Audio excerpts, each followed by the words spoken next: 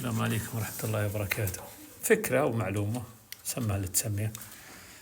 طبعا ممكن طريقتي غلط، ممكن واحد عنده فكرة أحلى من فكرتي هذه، لكن أنا بعطيكم موجز ما سويت.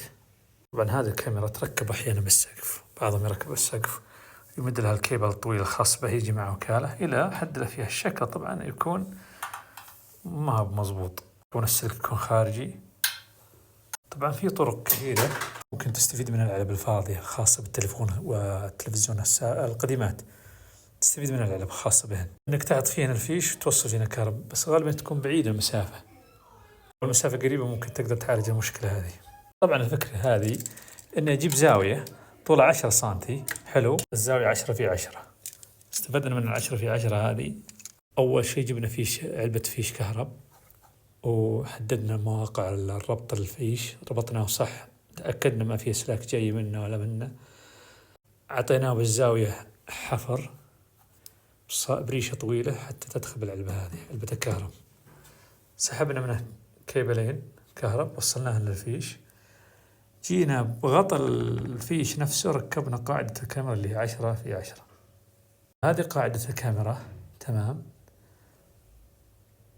القاعدة هذه الصغيرة جبنا وردات مع مسامير ربطناها بهالشكل، واحد رابطنا على العمود واثنين ذولي زود.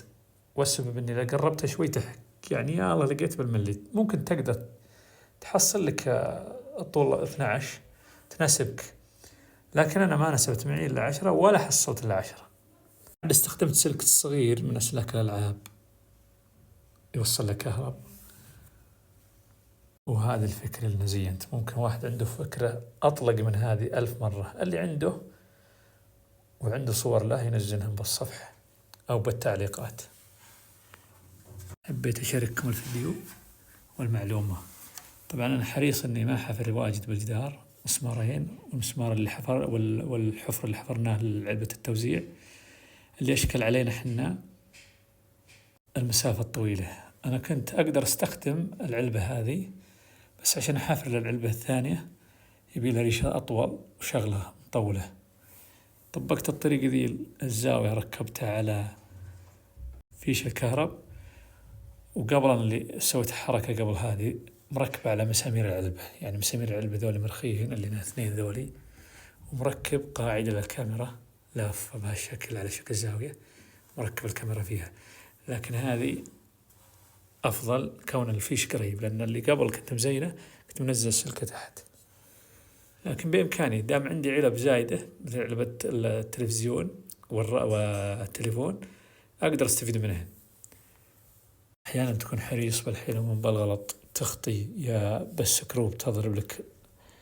كنت بفتح لي فتحة من هنا وبالسكروب بالغلط شخطت الجدار شخطة طيبة، كنت أجيب نفس اللون وأصبغ. وهذه الساعة كانت بهالموقع، مؤسسة شدقم، الله المستعان. ممكن تحصل مسامير طويلة تخدمك إذا كان عندك محمية الطيور، ما تقع الطيور فوقها. مسامير إذا صارت طويلة تطلع 100%. طبعا أفكار كثيرة، هذا اللي وصلت له. وفي طريقة ثانية، سويت علبتين وقاعدتين ثنتين، حطيت المودم فوق